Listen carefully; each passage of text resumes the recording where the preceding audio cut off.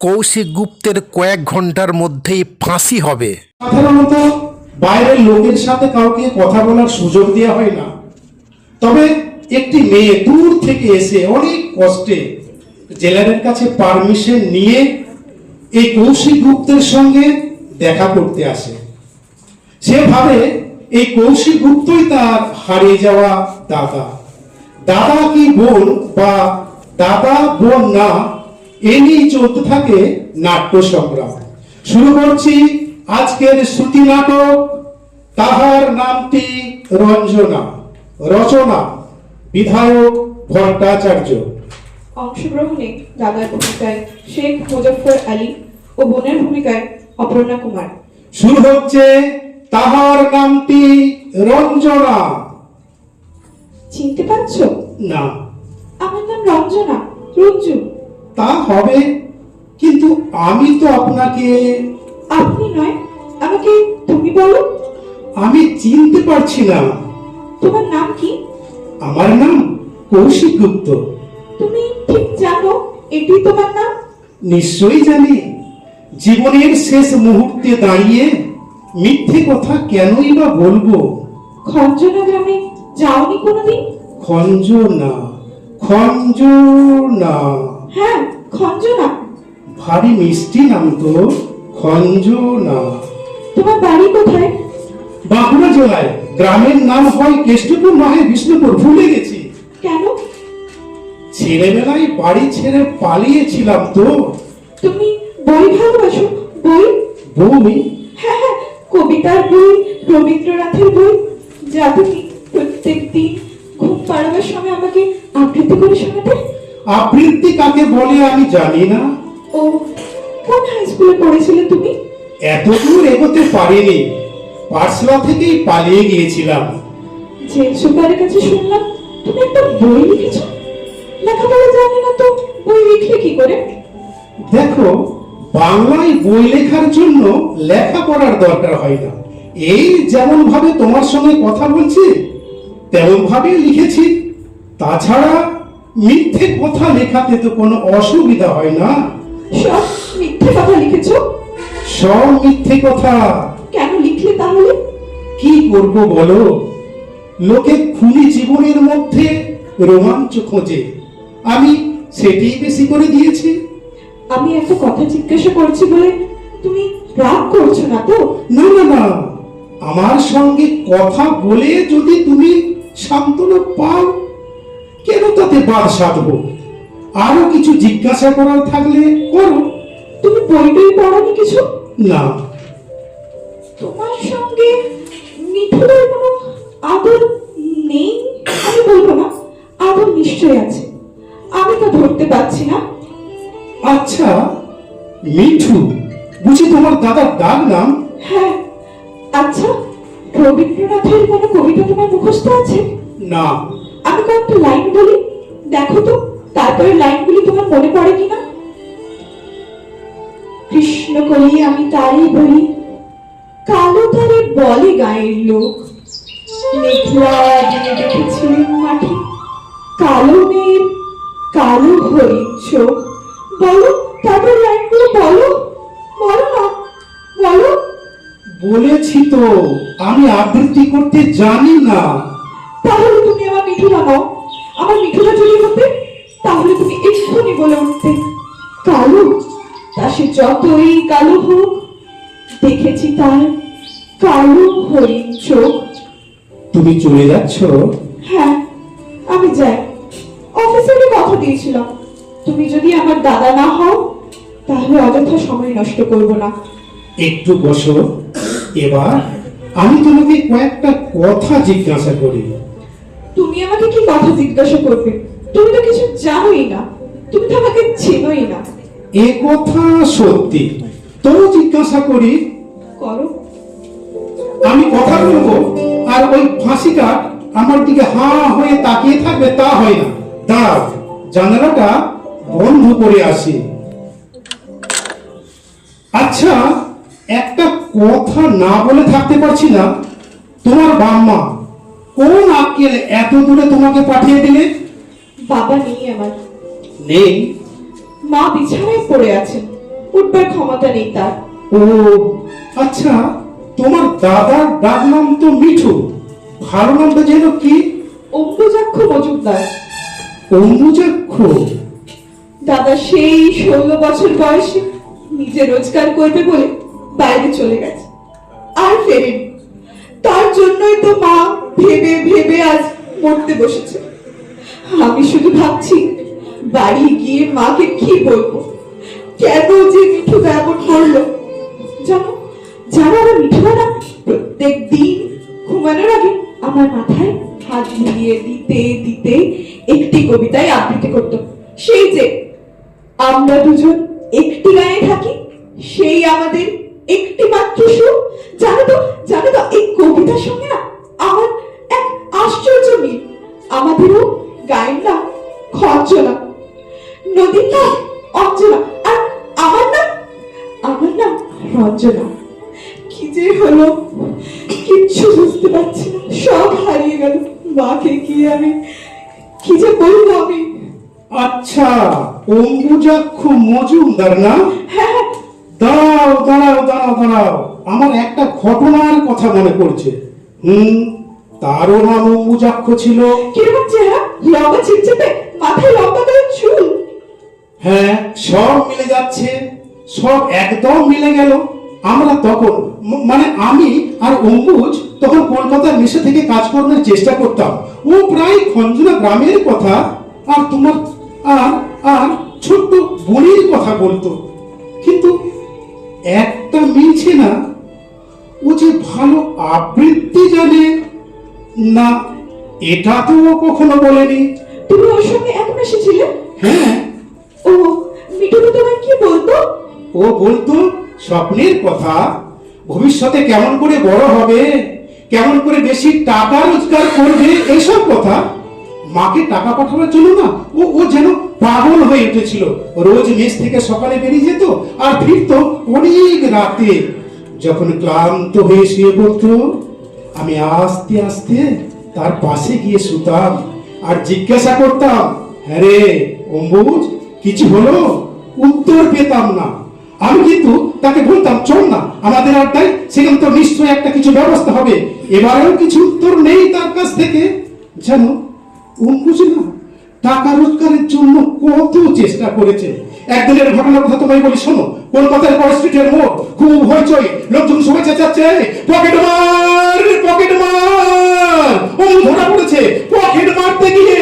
না না না, আমার মিঠু কিছুতেই হতে পারে না। নিশ্চয়ই পারে না। তোমার মিঠুদা পকেট মারতে পারে না, আমি জানি। অমুজ কখনো পকেট মারতে পারে না, কিন্তু শহরের লোক তাকে দোষী সাব্যস্ত করে পুলিশ রাতে তুলে দিল, আবার ছেড়েও দিল, কারণ কোনো প্রমাণ ছিল না। তারপর কি হলো? তারপর সে একই চেষ্টা, কাজ করতে হবে, পয়সা রোজগার করতে হবে, মা বোনের কাছে টাকা পাঠাতে হবে। বোকা অম্বুজ জানতো না সমাজে রথের চাকাকে ঘুরিয়ে কেমন করে টাকা তৈরি করতে হয়। একদিন দলের সর্দারদের কাছে নিয়ে গেলাম, কিন্তু সে তো তোমার দাদা, তাই সে কিছু খারাপ কাজ করে টাকা রোজগার করতে রাজি হলো না। এদিকে মেসের মালিকের হুকুম যে 12 ঘন্টার মধ্যে টাকা না দিলে মেসে তার ঠোকা হবে না। কি করলো তখন? তোমার মিঠুদা কিছু করেনি, করলাম আমি। আমার বাবা পাশে থাকতো সরকারি অফিসের বেয়ারা। সেই দিন তার মাসের মাইনের টাকাটা তার সুটকেসের মধ্যে রাখতে গেছিলাম। সেই টাকা তার অবর্তমানে বাক্স ভেঙে মেসের মালিকের হাতে তুলে দিয়েছিলাম আর বলেছিলাম, আর কিছুদিন আমাকে থাকতে দিন, আমি নিশ্চয়ই একটা ব্যবস্থা করতে পারবো। তুমি বলেছিলে? না না না, আমি না, আমার সামনে তোমার মিঠুদা বলেছিল মালিককে। মিঠুদা বলেছিল? হ্যাঁ, আর সেই রাতেই মিঠুদা একটা আবৃত্তি করেছিল। মিঠুদার আবৃত্তি তুমি শুনেছো? হ্যাঁ, বড় মিষ্টি সেই আবৃত্তি। এমন আবৃত্তি কোনোদিন শুনিনি। আমাকে একটা শিখিয়েও ছিল, আর কখনো কখনো না দুজনে একসঙ্গে আমরা আবৃত্তিও করতাম। কোন কোন কবিতা শিখিয়েছিল তোমাকে? এমনি 2-4টি শিখিয়েছিল, কিন্তু ওই যে তুমি বললে না, কি কি কি কি যেন বললে, আমরা দুজন। না না না না না, এটা আমাকে শেখায়নি। ও, যেগুলো শিখেছিল তার থেকে একটা শোনাও না আমাকে। দুঃখেরে দেখেছি নিত্য, পাপেরে দেখেছি নানা ছলে, অশান্তির ঘূর্ণি দেখি জীবনের স্রোতে পলে পলে, মৃত্যু করে লুকোচুরি সমস্ত পৃথিবী জুড়ি, ভেসে যায় তারা সরে যায়, জীবনের করে যায় ক্ষণিক বিদ্রুপ। আজ দেখো তাহাদের অপ্রভেদী বিরাট স্বরূপ, তারপরে দাঁড়াও সম্মুখে, বলো অকল্পিত বুকে, তোরে নাহি করি ভয়, এই সংসারে প্রতিদিন তোরে করিয়াছি জয়। তোর যে আমি সত্য, এ বিশ্বাসে প্রাণ দেব দেখ, শান্তি সত্য, শিব সত্য, সত্য সেই চিরন্তন এক। এ কি তোমার কলেজে একেবারে মিঠুনের মতো? সে মিঠুনা যেরকম করে বলতো, তুমি মিঠুনা না? মিঠুনা? না না না না না, তুমি ভুল করছো, তুমি ভুল করছো। আমার নাম কৌশিক গুপ্ত, বাবার নাম ঈশ্বর গুপ্ত, বাবার জেলা কেষ্টনা বিষ্ণুপুর কি যেন একটা পুর, ছেলেবেলা বাড়ি থেকে পালিয়েছিলাম। আমার নাম কৌশিক, কৌশিক, কৌশিক। তারপর সেখান থেকে কোথায় গেছে একবার বলতে পারবে? পূর্ণ না অর্থপূর্ণ কি একটা চোখে গঙ্গায় স্নান করতে গিয়েছি, স্নান করে উঠেছি, এমন সময় একটা মেয়ে আত্মচিৎকার করে কেঁদে উঠলো, ওগো তোমরা কে কোথায় আছো, বাঁচাও বাঁচাও, আমার ছেলে হারিয়ে গেছে, সবাই তোমার খুঁজে এনে দাও। কি একজন বললো, ওই তো দূরে জলে ডুবে যাচ্ছে, অনেকে জলে লাফিয়ে পড়লো, আমি দেখলাম আমার পা সম্বুজ নেই, সেও জলে লাফিয়ে পড়েছে। হ্যাঁ, মিঠু তো ভালো সাঁতার জানতো। তারপর সবাই সবাই এক এক করে উঠে এলো, কেউ পায়নি সেই মায়ের বাচ্চাকে। হঠাৎ ধীরময় চিৎকার করে উঠলো, বান আসছে, বান আসছে, বান। সবাই সবাই জল ছেড়ে চোখে পড়লো, দূরে তখন বান দেখা যাচ্ছে, কিন্তু জলের উপর থেকে একটা শব্দ ভেসে এলো, এই যে নীল, আপনার ছেলে নীল। যে দেখি তার হাতে বুকের কাছে বাচ্চা ধরে, বাঁ হাতে জল কাটতে কাটতে বাংলার সেই বীর সন্তান অম্বুজাক্ষ মজুমদার এগিয়ে এলো, একজন গিয়ে ছেলেটাকে তার কাছ থেকে তুলে নিল, কিন্তু অম্বুজকে ধরে তোলার কথা তো কারো মনে পড়লো না। বান এসে ধীরে আছড়ে পড়লো। আমার মিঠু তো আমার মিঠু কোথায় গেল? কেউ জানে না, সে তো খুব বড় লোক ছিল না, সে তো মঠ মন্দির এসব তৈরি করেনি, সে কেবল তার মাকে একটি ছেলে ফিরিয়ে দিয়েছিল, তাই বোধ করি সমুদ্রের বান তাকে সমুদ্রে টেনে নিয়ে গেল। তুই তো ভীষণ বোকা মেয়ে, এত বড় বীর যার ভাই, সে কখনো এমন ভাবে কাঁদতে পারে না? কাঁদা উচিত। রঞ্জনা, এই রঞ্জনা, গর্ব হচ্ছে না তোমার মিঠুদার জন্য? হচ্ছে, খুবই হচ্ছে। আমার মাকে তার একটি হারানো ছেলে ফিরিয়ে দাও, এবার মিঠুকে ছাড়া কেউ করতে পারে না। খুবই গর্ব হচ্ছে আমার। তবে রোগে ভোগে বিছানায় পড়ে থেকে কিংবা আমার মতো মানুষ খুন করে আজকে যদি মিঠু মারা যেত, তাহলে তোমরা কি করতে আমি জানি না, কিন্তু আমি মিঠুকে ঘৃণা করতাম। কিন্তু যা করে যেভাবে আমাদের কাছ থেকে বিদায় নিয়ে চলে গেছে, তাতে আমাদের সকলের মুখোজ্জ্বল হয়েছে। এরপর তুমি যখন বাড়ি ফিরে গিয়ে তোমার মায়ের কাছে তার কথা বলবে, তখন বলতে বলতে গর্বে তোমার বুকটা ভরে উঠবে। আর মা এমন বীর সন্তানকে গর্ভে ধরেছিলেন বলে আনন্দে চোখের জল ফেলবেন। এ কি তুমি সত্যি সত্যি বলছো না? আমার কষ্ট হবে বলে মিঠুদার নামে একটা গল্প বানিয়ে বানিয়ে বললে? হ্যাঁ, একজন চলে গেছে আর আমি আবার কতক্ষণ বলো? এই সময় প্রিয় বন্ধুর নামে মিছে কথা বলে কি লাভ বোন? বোন? তুমি আমাকে বোন বললে? তাহলে তাহলে তুমি আমার দাদা হলে? হলাম বই কি, মিঠুদার বোনের দাদার লোক বুঝি সামলানো যায়? মাকে কি বলবো তোমার কথা? আমাকে বলে দাও। মাকে মাকে বলবে? তাই অভাগা দিশেহারা এই যে অজানা ছেলেকে তিনি যেন ক্ষমা করে। আমি আমি তোমাকে একটা প্রণাম করবো। প্রণাম করবে? প্রণাম করো করো, আমাকে প্রণাম করে। বেশ বেশ, কিন্তু কিন্তু আমি তোমাকে কি দেব, কি আশীর্বাদ করবো বোন, কি দেব তোমাকে? রচনা মিঠুদা কোন চিহ্ন রেখে দিতে পারেনি, সে তার মন্দ ভাগ্য। কিন্তু আজ এখানে এই জেলের মধ্যে ওই হু হু করে চলে যাওয়া সময়কে সাক্ষী রেখে তুমি তোমার দাদাকে পেলে, আর আমি বোনকে পেলাম।